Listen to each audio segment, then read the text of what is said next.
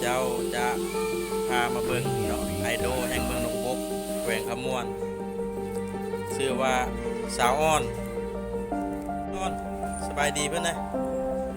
สบายดีมาแต่ไสเลาะมาแต่แถวไหนเลาะมา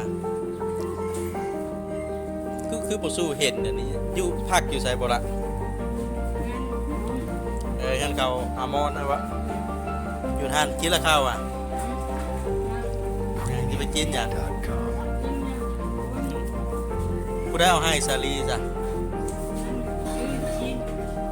เท่าไหร่นะคือบ่เห็นคอเงินกูมือนี่เนอะไอ้บ่มีเงินนะโยกบ่คอเมื่อกี้แล้วเอามียุโรพันตัวบันกีบจางอยู่บ่เอาต้องคือบ่เห็นนบเห็นอย่างตะกี้คือเห็นนบเห็นนั่นเอาเงิน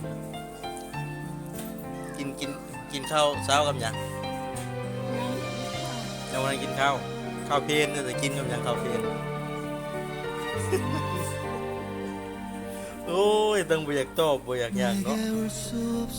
เป็นแล้วสุขภาพดีอยู่บ่บ่ได้เจ็บไข้ที่ช่วงนี้หากันแน่บ้านละไหมเอา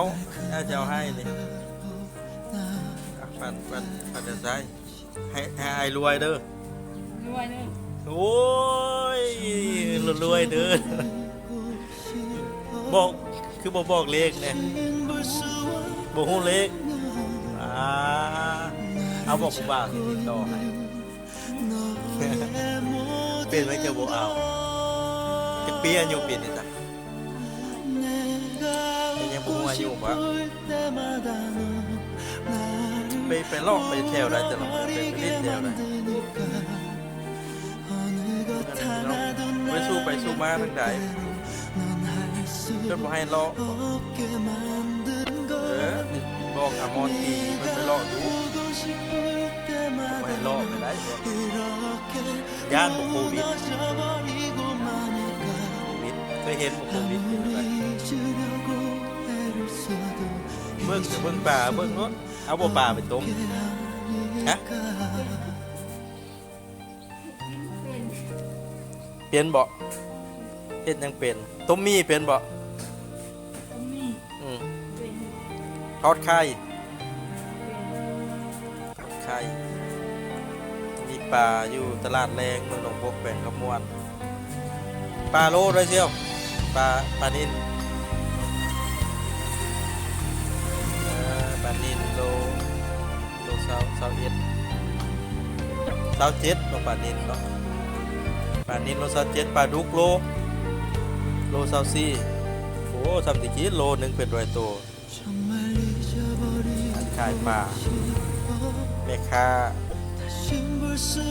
ดอกคำเอาเนาะอุดหนุนก็ได้อันนะอ้อนขอบใจเพื่อนเลยแม่เป็นเอาเงินให้ขอบใจทุกผู้ทุกคน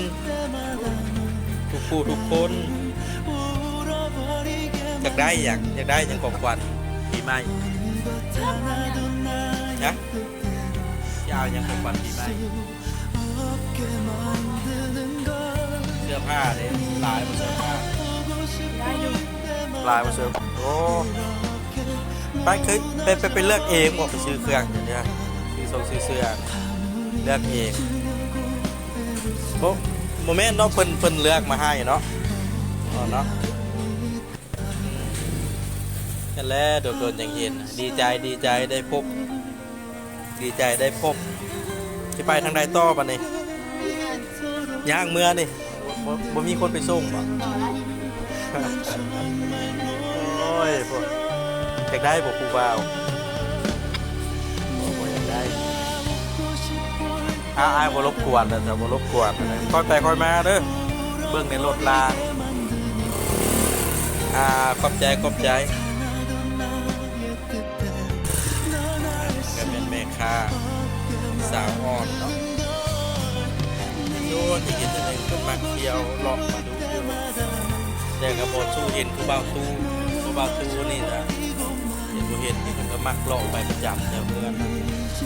เดี๋ยวว่าสาวอ่อนนี่บ่สู้ได้เห็นกันไปขอบใจทุกผู้ทุกคนเด้อในการติดตามในช่วงบ่ายได้นี่ช่วงบ่ายสิจะฮ้อนๆพักผ่อนกับบ่าวนุ้ยหลวงลานขี่ตลาดแรงเมืองหนองบกแขวงขะม่วนสบายดี